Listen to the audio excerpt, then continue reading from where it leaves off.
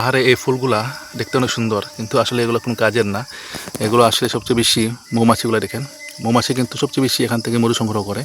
যার কারণে এই ফুল গাছ যখন ফুটে, বৃষ্টি যখন হয় তখন এগুলো ফোটা শুরু করে না, তখন এখানে প্রচুর মৌমাছি আছে দেখেন, মৌগুলো আর কি। এ দেখেন প্রচুর মৌ এখানে আছে দেখেন।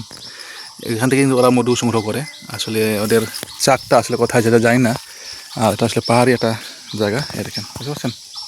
তো যেহেতু ওরা এখান থেকে মধু সংগ্রহ করে, যেখানে যায় না কেন এগুলো প্রচুর থাকে। আমি আপনার দেখাই, দেখুন এখানেও কিন্তু অনেকগুলো আছে, দেখেন, বুঝতে পারছেন? এ দেখেন, মানে এগুলো হচ্ছে তেরা বেত, এগুলো দিয়ে আমরা পান বেড়ে থাকি। এবং এতে বৃষ্টি যখন হয় তখন এখানে ফুল ফুটে, আর এই ফুলে প্রচুর মধু থাকে।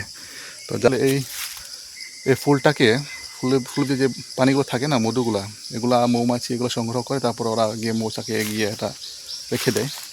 তো যতদূর আমার মনে হয় মৌমাছির এই জঙ্গলের ভিতরে কোনো জায়গায় একটা মৌচাক আছে, তা না হলে ওরা কিন্তু এখানে এটুকু আসার কথা না।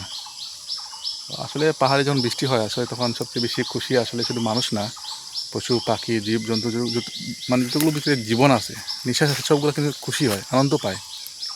তো আসলে আমি এই কারণেই ভিডিও করি, যদি তারপরেও আসলে ভিডিওগুলো অনেক তেমন হাই কোয়ালিটি হয় না, মানে জাস্ট আপনাদেরকে দেখানোর জন্য। আসলে এখানে যে ফুলগুলা, এগুলো আসলে অনেক, আমরাও মাঝে মধ্যে খাই এই ফুলগুলা, যে মধুগুলা, কিন্তু যেহেতু এখন বৃষ্টিটা একটু মানে অনুধরণ হয়ে গেছে, সেখানে খাওয়াটা অনেক বেশি রিস্ক আর কি। ফুলগুলো প্রচুর ভাই, এরকম এখানেও আছে, ওইরকম নিচেও আর একটা আছে, যে বুঝতে পারছেন? প্রচুর, এখানে প্রচুর ফুল আছে ভাই, এখানে এদিকেও প্রচুর ফুল আছে, মানে ফুলের শেষ নাই। আসলে জমে আসছি আর কি, জমে আসে ভাবলাম একটা ভিডিও করি, তা না হলে তো আপনারা মন খারাপ করে নেবেন। তো প্রতিদিন একটা ভিডিও করে দেওয়া লাগে, ভাবলাম ফেসবুক ইউটিউব এই জায়গাতেই ভিডিও দিব। তো আসলে এখন যেহেতু আসলাম, ভাবলাম একটা সংগ্রহ করে নেই।